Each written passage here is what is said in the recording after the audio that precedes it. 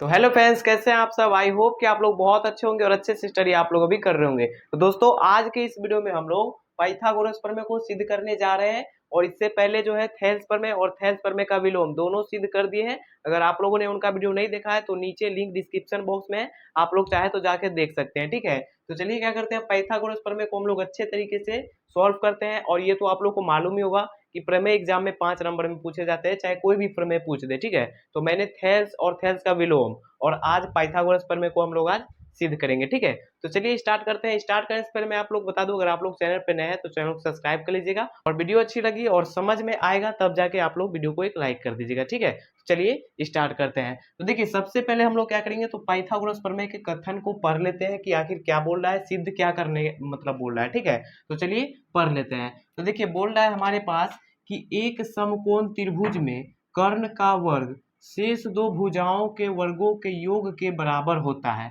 देखिए, सबसे पहले यहाँ पे क्या बोल रहा है कि एक समकोण त्रिभुज, तो सबसे पहले हम लोग को एक समकोण त्रिभुज का फोटो बना लेना है। ठीक है, तो यहाँ पे देखिए कि एक समकोण त्रिभुज का पहले हम लोग क्या करना है, तो फोटो बना लेना है।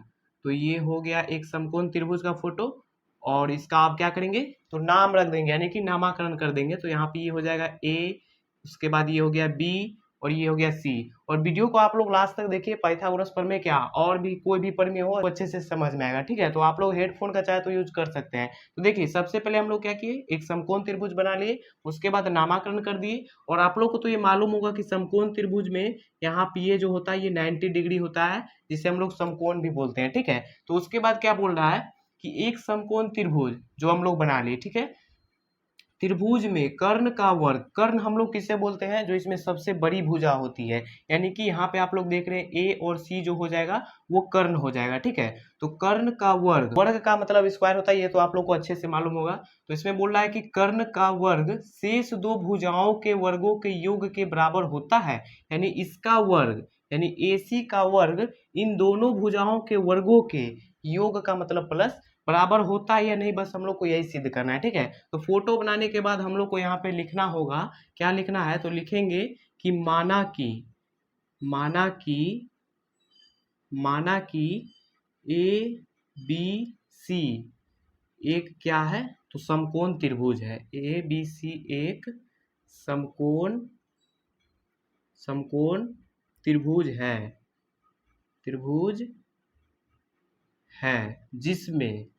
जिसमें क्या है, जिसमें देख सकते हैं आप लोग कि कोण B क्या है, तो 90 डिग्री है। तो बस वही लिख देंगे कि जिसमें कोण B बराबर क्या है, तो 90 डिग्री है। और हम लोग को सिद्ध क्या करना है, तो सिद्ध 90 डिग्री है। और सिद्ध क्या करना है, तो यहाँ पे लिखेंगे सिद्ध करना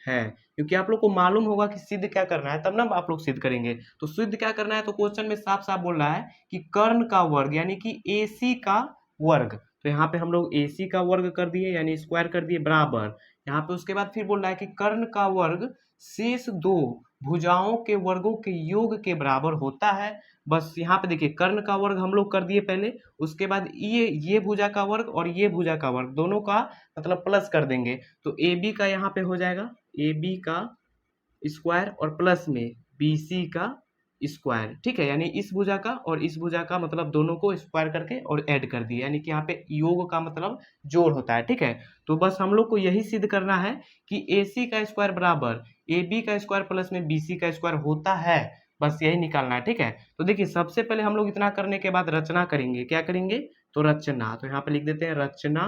और रचना में क्या करना है कि यहाँ पे देखिए, बी से एक लंब खींच देंगे और इसका नाम रख देंगे डी। और यहाँ पे ये लंब वाला निशान लगा देंगे।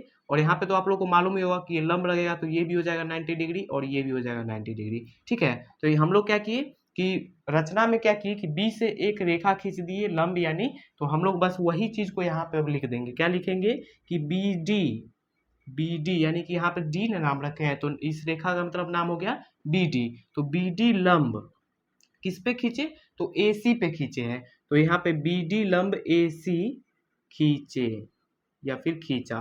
ठीक है, यहाँ पे लिख दिए। अब उसके बाद आगे क्या करना है, तो रचना हो गया, अब हम लोग को प्रमाण करना है। तो यहाँ पे देखिए लिखेंगे प्रमाण, मान। यहाँ तक आप लोगों को समझ में आ गई। बहुत ही सिंपल था रचना, मतलब एक रेखा खींच दिए लंब और 90 डिग्री होता है, ये तो आप लोगों को मालूम हो गया। और यहाँ पे ये देखिए नाम रख दिए, उसके बाद बस वही चीज को यहाँ पे लिख दिए रचना में। रचना पूरा सिंपल हो गया इसमें। अब प्रमाण में देखिए क्या करेंगे कि देखिए ए बी सी यानी कि एक पूरा समकोण त्रिभुज लेंगे, ठीक है, और एक त्रिभुज लेंगे ए डी बी, यानी कि एक बार ये पूरा त्रिभुज लेंगे और एक बार ये त्रिभुज लेंगे, क्योंकि यहाँ पे भी 90 डिग्री बन रहा है ना, इसीलिए हम लोग दो त्रिभुज इसमें लेंगे। तो यहाँ पे लेंगे त्रिभुज ए बी सी और समकोण त्रिभुज ए डी बी में। अब आप लोग यहाँ फोटो की मदद से समझ जाइए, यहाँ पे दो फोटो बना के आप लोगों को समझा देते हैं। देखिए एक फोटो एक ये बना लिए, ये त्रिभुज हो गया थोड़ा सा। देखिए ये एक फोटो ये हो गया और ये एक फोटो ये हो गया। बस वही चीज को जो यहाँ पे लिखे हैं ना, वही चीज को आप लोगों को दो फोटो में समझा रहे हैं। देखिए एक हो गया हमारे पास A B C, A B C, और दूसरा क्या हम लोग यहाँ पे लिखे ए डी बी। तो यहाँ पे बस दूसरा यहाँ पे हो जाएगा ए डी बी, यानी इसमें जो है हम लोग का 90 डिग्री बी होगा और इसमें 90 डिग्री क्या होगा तो डी होगा, ठीक है। यहाँ पे ए डी बी नहीं होगा, यहाँ पे ए डी बी, हाँ बी होगा, ठीक है। तो यहाँ पे फोटो दो गो फोटो बना के आप लोगों को समझा दिए। बस वही जो हम लोग एक ही फोटो में यहाँ पे किए हैं, दो गो फोटो बना के आप लोगों को समझा ना दिए। चलिए अब आगे देखिए क्या करेंगे। तो यहाँ पे देखिए प्रमाण में सबसे पहले लिख दिए, उसके बाद क्या करना है तो यहाँ पे लिखेंगे कि कोण ए बराबर, यहाँ पे आप लोग ध्यान दे सकते हैं कि इन दोनों फोटो में जो है ए जो है आप लोग देख रहे हैं कि इसमें भी है और इसमें भी है, तो ये क्या हो जाएगा ये कॉमन हो जाएगा, यानी कि जिसको हम लोग उभयनिष्ठ बोलते हैं। तो कोण ए बराबर कोण ए, इसको क्या बोलेंगे तो उभयनिष्ठ, उभयनिष्ठ, जिसको हम लोग कॉमन बोलते हैं इंग्लिश में, ठीक है। तो ये हो गया हमारे पास कोण ए और कोण ए, यानी कि दोनों में कोण है। यहाँ पे देख सकते हैं कि ए बी सी में भी ए है और ए डी बी में भी ए है, तो ये हमारे पास कॉमन निकल के आ गया। अब यहाँ पे आप लोग देख सकते हैं कि इसमें कोण बी है 90 डिग्री और इसमें कोण डी है 90 डिग्री, तो वही को यहाँ पे लिख देंगे कोण बी बराबर और यहाँ पे कोण डी बराबर क्या हो जाएगा तो 90 डिग्री, यानी कि समकोण है। उसके बाद अब क्या करना है, यानी कि हम लोग को इतना करने के बाद अब क्या करना है कि यहाँ पे देखिए कोण बी बराबर कोण डी हो गया 90 डिग्री। तो उसके बाद अब हम लोग क्या करेंगे कि लिखेंगे एंगल एंगल समरूपता से, यानी कि ए समरूपता से। तो आइए यहाँ पे लिखते हैं, यहाँ पे लिख देते हैं एंगल एंगल, यानी ए समरूपता से, समरूपता से।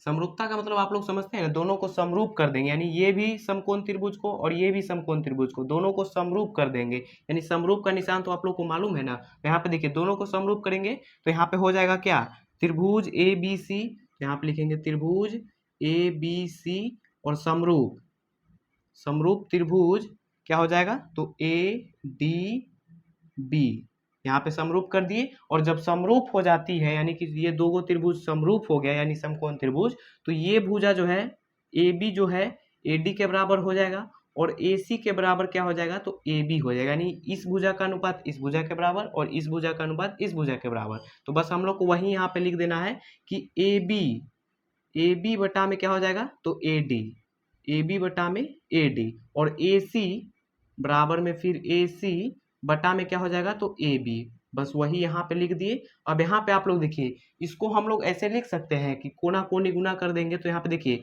A B Guna A B करेंगे तो ए बी का स्क्वायर हो गया और बराबर में ए सी गुना ए डी कर देंगे तो उतना ही होगा, यानी कि ए सी गुना में ए डी ही रहेगा। तो इसको हम लोग क्या करेंगे तो समीकरण एक मान लेंगे, क्या करेंगे समीकरण एक मान लेंगे। उसके बाद आगे क्या करना है तो अब समीकरण दो बनाना है, ठीक है। इस प्रकार अभी हम लोग इसमें किए हैं यानी कि यहाँ पे किए हैं, बस सेम वही कंडीशन अब आगे करना है। यहाँ पे भी क्या करेंगे तो लिखेंगे यहाँ पे फिर एंगल एंगल समरूपता से, या फिर डायरेक्ट कर सकते हैं तो यहाँ पे आइए डायरेक्ट ही कर देते हैं। यहाँ पे लिखेंगे त्रिभुज ए बी सी, यानी कि त्रिभुज फिर से हम लोग लेंगे ए बी सी, और इस बार ये त्रिभुज लिए थे, इसमें यहाँ पे देख सकते हैं कि ये त्रिभुज लिए थे ए डी बी, और अब लेंगे डी बी सी। आप लोग यहाँ पे समझे ना कि पहले पहले हम लोग क्या किए कि ये त्रिभुज लिए और उसके बाद अब हम लोग ये त्रिभुज में आएंगे। तो ए बी सी तो पूरा पहले ले ही लिए। अब उसके बाद क्या करेंगे कि यहाँ पे लिखेंगे और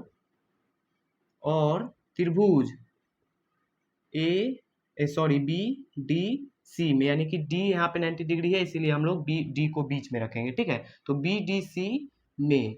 अब इसमें भी हम लोग सेम वही कंडीशन कर देंगे, दोनों समरूप को त्रिभुज कर देंगे यानी समरूप कर देंगे। तो यहाँ पे हो जाएगा ए त्रिभुज ए बी सी और समरूप में हो जाएगा फिर त्रिभुज बी डी सी। और जब दोनों समरूप हो गए तो यहाँ पे क्या करेंगे, यहाँ पे फोटो में आप लोग समझिए कि यहाँ पे इसका नाम सिर्फ चेंज कर देते हैं, ठीक है।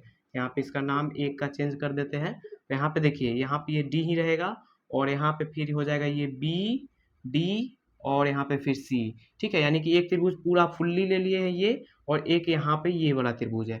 बस दो फोटो बना दिया, आप लोग को अच्छे से समझ में आएगा। इसमें क्या किए थे कि हम लोग जो है ए बी और बी डी किए थे, यानी कि उसमें किए थे। इसमें हम लोग क्या करेंगे कि बी सी क्या करेंगे, बी सी और सी डी यानी ये भुजा इस भुजा के बराबर कर देंगे और ए सी बराबर कर देंगे बी सी। तो यहाँ पे लिखेंगे कि बी सी बटा में डी सी और बराबर यहाँ पे फिर क्या, तो ए सी बटा में हो जाएगा यहाँ पे बी सी। आप लोग यहाँ पे समझे, देखिए यहाँ पे अच्छे से समझा देते हैं। यहाँ फोटो फिर से बना लेते हैं ताकि आप लोग को अच्छे से समझ में आ जाए। यहाँ पे थोड़ा सा जो है ना ये साफ नहीं है।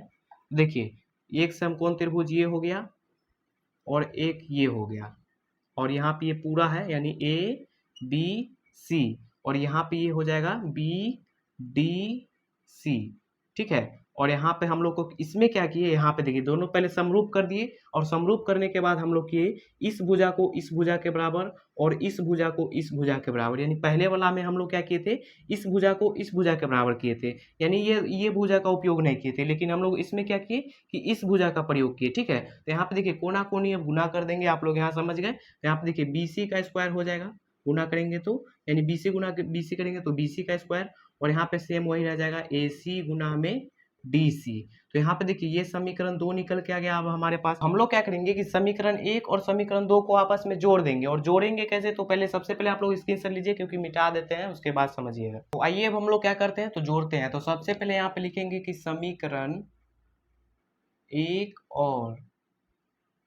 और 2 को जोड़ने पर, क्या करने पर, तो जोड़ने पर, और उसके बाद यहाँ पे लिख लेंगे जो जो समीकरण दिया हुआ है, यानी कि इस साइड वाले को इस साइड वाले में जोड़ेंगे और इस साइड वाले को इस साइड वाले में जोड़ेंगे। यहाँ पे देखिए ए बी का स्क्वायर और प्लस क्या हो जाएगा, तो बी सी का स्क्वायर। तो यहाँ पे लिख देंगे बी सी का स्क्वायर। बराबर के इस साइड वाले को इस साइड में ही जोड़ेंगे, ठीक है, और उस साइड वाले को उधर ही जोड़ेंगे, यानी कि बराबर यहाँ पे फिर क्या हो जाएगा, तो ए सी गुना में ए डी है, और फिर प्लस करना है हम लोग को कितना, तो ए सी गुना में डी सी, ए सी गुना में डी सी।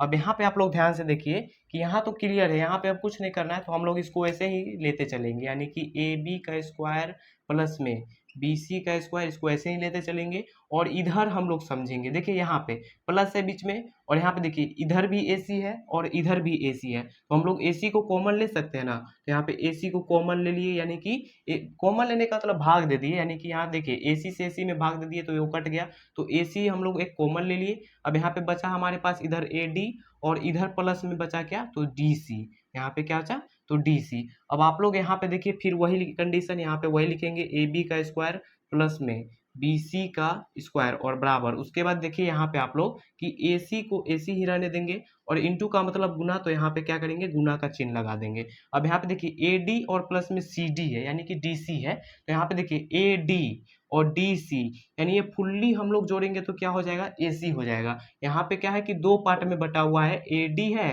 फिर जाके डी सी है। अगर हम लोग इसको पूरा जोड़ लेते हैं यानी पूरा ले लेते हैं तो ए सी हो जाता है। तो यहाँ पे इसको पूरा के बदले हम लोग लिख देंगे ए सी, और ए सी गुना ए सी करेंगे तो हो जाएगा ए सी स्क्वायर। तो यहाँ पे वही रहेगा ए बी का स्क्वायर प्लस में बी सी का स्क्वायर, और बराबर में यहाँ पे ए सी गुना ए सी करेंगे तो ए सी का स्क्वायर हो जाएगा। और इसको चाहे तो आप लोग यहाँ पे देखिए ये ही प्रूव्ड हो गया, यहाँ पे ये क्या हो गया, प्रूव्ड हो गया, यानी कि हम लोग को जो सिद्ध करना था वो सिद्ध हो गया। यहाँ पे देखिए यहाँ पे आप लोग को बोल रहा था ना कि पहले ही बोल रहा था कर्ण का स्क्वायर और उसके दो भुजाओं के वर्गों के योग के बराबर होता है या नहीं। यहाँ पे देखिए कर्ण का स्क्वायर दो भुजाओं के वर्गों के योग के बराबर हो गया, यानी सिद्ध हो गया। चाहे तो आप लोग इसको ऐसे भी लिख सकते हैं, ए सी का स्क्वायर बराबर ए बी का स्क्वायर और प्लस में BC का स्क्वायर, इसको आप लोग ऐसे भी लिख सकते हैं। ठीक है, तो ये हमारा प्रूव्ड हो गया है। अब हम लोग क्या करेंगे, तो अब नेक्स्ट वीडियो में मिलते हैं। अगर आप लोग को वीडियो ये अच्छी लगी हो तो वीडियो को एक लाइक कर दीजिएगा। अगर चैनल पर नए हैं तो चैनल को सब्सक्राइब करके ऑल पे क्लिक कर लीजिएगा, ताकि मेरा वीडियो सबसे पहले आप तक पहुंचे। चलिए मिलते हैं नेक्स्ट वीडियो में, तब तक के लिए बाय बाय दोस्तों।